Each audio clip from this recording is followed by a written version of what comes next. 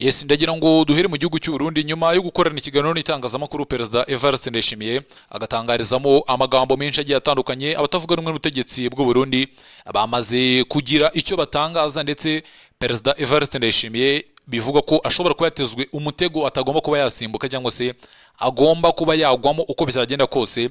Ni nyuma yo gutangaza amagambo akomeye cyane abarundi bafata nko kwimena inda.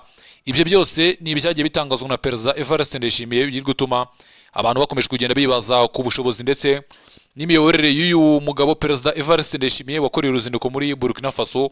Ariko ibyo si byo nkuru cyangwa se icyo si cyo tugiye kuba twagarukaho. Ndagira ngo tugaruke ku mboni z'abanyapolitike bamaze kugaruka ku ijambo rikomeye cyane. Mu kanya gato hari umusesenguzi mu bya politike twaganiraga ambwira ku bijyanye n'ijambo rya Perezida Evariste Ndayishimiye, ambwira uburyarya burimo ndetse namwe mu magambo yagiye atangaza asa nkaho ari uburyarya kuri Afurika, by'umwihariko Afurika y'Iburasirazuba. Ayo magambo ya mbere harimo ayo kuba uyu Perezida Evariste Ndayishimiye ngo uruhare rw'ingabo z'u Burundi rugaragara muri Repubulika ya Demokarasi ya Kongo, kandi ngo kuva ingabo z'u Burundi zagera muri Repubulika ya Demokarasi ya Kongo hari icyahindutse mu kijyanye n'umutekano mu burasirazuba bwa Kongo. Ibyo abasesenguzi mu bya politiki babona nk'ikinyoma cya semuhanuka, ndetse banagaruka ku kindi kintu gikomeye cyane. Yagaragaje ko ngo yiteguye kuba yaza mu Rwanda isaha ku isaha cyangwa se igihe icyo ari cyo cyose ngo habe ikintu gituma aza mu Rwanda, n'ubundi ngo aritari kuba yaza mu Rwanda. Ariko basubiza amaso inyuma bagasanga nyuma y'ibyumweru bitatu bishize mbere yuko akora kiriya kiganiro hari amagambo yari yatangaje avuga ko azarinda ava ku butegetsi atongere kugera mu Rwanda, ndetse anavuga ko kuba ayobora umuryango wa Afurika yunze ubumwe bitamuha ububasha cyangwa se bitamuha imbaraga zo kuba yaza mu Rwanda. Anagaragaza ko rwose bishobotse ko aza mu Rwanda cyangwa se haramutse habaye ikintu gituma aza mu Rwanda, rwose ngafite intumwa yakohereza mu Rwanda kandi zabikurikirana. Agaragaza ko nta mishyikirano ashaka n'u Rwanda, ndetse anagaragaza ko u Rwanda rurimo abicanyi kandi rurimo abagome bashatse gukora kudeta mu gihugu cy'u Burundi, ubwo icyo twakwita nko guhirika ubutegetsi mu myaka yashize. Anagaragaza ko ibintu bijyanye no kuba yaza mu Rwanda ndetse no gufungura imipaka, ayongera no kugaruka ku kintu kijyanye n'abanyarwanda ngo bari mu Burundi, ndetse anagaragaza ko kuba barafunze imipaka y'u Rwanda n'u Burundi bitahagaritse umubano w'ibihugu byombi. Banagenda banagaruka no ku zindi ngingo zigiye zitandukanye banavuga ku mubano, ndetse hari n'ikindi kiganiro cyagiye hanze mu byumweru bigera kuri bitatu bishize. Icyo nababwiye yakoze mu minsi ya mbere yuko akora kiriya kiganiro, agaragaza ko u Rwanda n'ubundi ngo no mu myaka ya mbere kuva no ku ngoma ya cyami u Rwanda cyari igihugu cy'indyarya kandi ngo batigeze bereka urukundo ruhagije abarundi. Ariko yongeraho ikintu gikomeye cyane avuga ko abarundi bo ngo bakunda abanyarwanda ariko abarundi bakangwa n'abanyarwanda. Muri make no nko kuvuga ngo abarundi twe dukunda abanyarwanda ariko abanyarwanda baratwanga. Ni nyuma yo kugaragaza ko ngo u Rwanda rucumbikiye abo bashatse gukora ubugizi bwa nabi ndetse bakica n'abaturage muri Bujumbura, Kibitoki n'andi yagiye atandukanye. Ndetse anagaruka ku kintu kindi gitangaje avuga ko u Burundi nta muntu n'umwe ndetse nta n'umutwe n'umwe bushyigikiye cyangwa se buha inkunga ufite gahunda yo gutera u Rwanda. Bagaruka kuri wa mugani, sinibuka umugani yakoresheje nayo numvisha avuga ngo nta mwanzi uzogutera avuye iwange.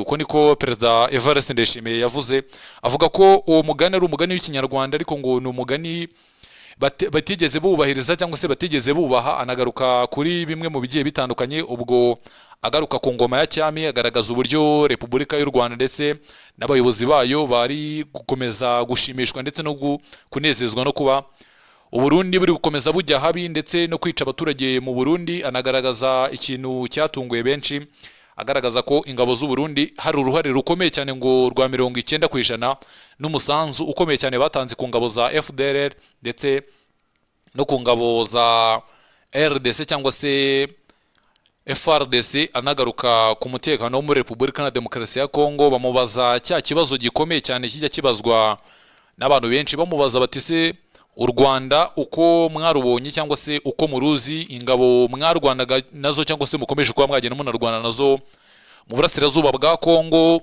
ese ni ingabo z'u Rwanda koko? Ese uko bitangazwa n'abasesenguzi mu bya politike muri Repubulika ya Demokarasi ya Kongo, abanyapolitike ndetse n'abayobozi mu nzego zigiye zitandukanye muri Repubulika na Demokarasi ya Kongo bagaruka ku bintu bikomeye cyane bavuga ko M23 ku kigero cya 70% n'ubundi igizwe n'abasirikare ba RDF, ubwo n'abasirikare b'ingabo z'u Rwanda. Icyo kintu yanga kugira icyo kivugaho, ariko avuga ko abo barwana ku rugamba n'ubundi ngo 99% baba bavuga ikinyarwanda, kandi atapfa kwita amenya ngo ese aba n'abanyarwanda cyangwa se aba si abanyarwanda. We agaragaza ko ngo icyabajyanye cyangwa se cyajyanye ingabo z'u Burundi muri Repubulika na Demokarasi ya Kongo ari ukugarura umutekano ndetse no kuba baha abaturage amahoro. Ubwo ni ugushaka amahoro ndetse n'umutekano muri Repubulika na Demokarasi ya Kongo. Agaragaza ko ari mu masezerano ibihugu byombi bifitanye, yaba Repubulika na Demokarasi ya Kongo ndetse n'u Burundi, byo gutabara ndetse no kuba bagenda bafatanya mu by'umutekano mu masezerano yasinywe 2012 nk'uko byagiye bigaragazwa mu bihe bigiye bitandukanye. Ariko kimwe mu bintu byatunguye benshi cyangwa se byavugishije benshi n'ubundi ni uru ruzinduko rwa Perezida Evariste Ndayishimiye ngo agomba kuba yagirira i Kigali. Ni nyuma y'uko yavuze ko niharamuka hateguwe inama y'umuryango wa Afurika yunze ubumwe, rwose ngo nk'umuyobozi wayo rwose ngo yiteguye kuba yajya i Kigali mu gihe inama ariho byatorwa ko yabera. Ubwo andi makuru yagaragaye nuko uyu muryango wa Afurika yunze ubumwe n'ubundi uri gutegura inama mu kwezi kwa karindwi igomba kubera i Kigali. Biravugwa ko iyi nama mu gihe nta gihindutse Perezida Evariste Ndayishimiye nta gihindutse rwose agomba kwitabira inama nk'umuyobozi w'umuryango ndetse nk'umwe mu bahagarariye uyu muryango wa Afurika yunze ubumwe, kuko igihugu cy'u Burundi nicyo kigezweho mu kuyobora uyu muryango wa Afurika yunze ubumwe. Ubwo no kugenda tubihanga amaso tukareba uburyo bimeze, tukareba n'uburyo bigomba kugenda birangira.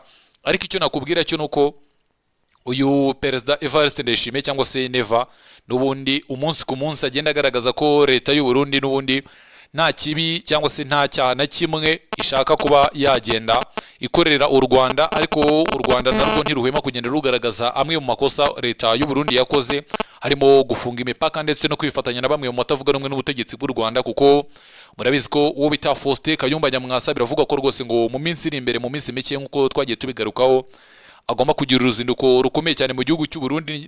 Mu gihugu si uruzinduko ruzabara, uruzinduko bimeze biti? Kuko uyu Faustin Kayumba Nyamwasa nabonye amakuru avuga ko rwose ngo ashobora kuba arembeye mu bitaro muri Afurika y'Epfo mu mujyi wa Cape Town. Ayo ni amakuru aturuka muri kiriya gihugu, ariko ni amakuru ataremezwa. Ibyo turazabigarukaho ku munsi w'ejo cyangwa se no mu minsi iri imbere. Tuzakora operasiyo karabutaka turebe ese ayo makuru niyo ese Faustin Kayumba Nyamwasa nyuma yo kuva muri Repubulika ya Demokarasi ya Kongo no gutigisa isi agaragaza ko agiye gushinga umutwe ukomeye cyane witwara gisirikare kandi unafite intego zikomeye cyane witwa P5, rwose ngo uzagira ibirindiro muri Repubulika ya Demokarasi ya Kongo ndetse ukagira ishami n'Ibujumbura mu Burundi ndetse no muri Afurika y'Epfo. Ayo ni amakuru yagiye agaragara mu bitangazamakuru bigiye bitandukanye, by'umwihariko ibyano mu karere, bigaruka kuri Faustin Kayumba Nyamwasa ngo ufite gahunda yo guhirika ubutegetsi mbere y'uko manda ya Perezida Paul Kagame irangira cyangwa se igana ku musozo.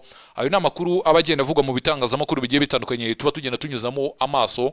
Ariko nagira ngo muduhe ibitekerezo muduhe ibitekerezo, kuko ibiganiro byacu ntago muratangira kubisapotinga, mukande like, mu subscribing, mu sharing, muduhe ibitekerezo, ibintu birushaho kugenda bimera neza cyane. Ubwo ndagira ngo mu kanya gato ngaruke tuganira no ku bindi bigiye bitandukanye, ariko reka dusubikira aha mbanze nsome ibi bitangazamakuru, kuko akenshi njye amakuru yanjye abashingiye ku makuru ari mu bitangazamakuru, ariko tukanasesengura ndetse tukanatangaza amakuru agezweho, ibintu bikarushaho kugenda bimera neza cyane. Imana ibarinde, ndabakunda cyane. Ciao ciao.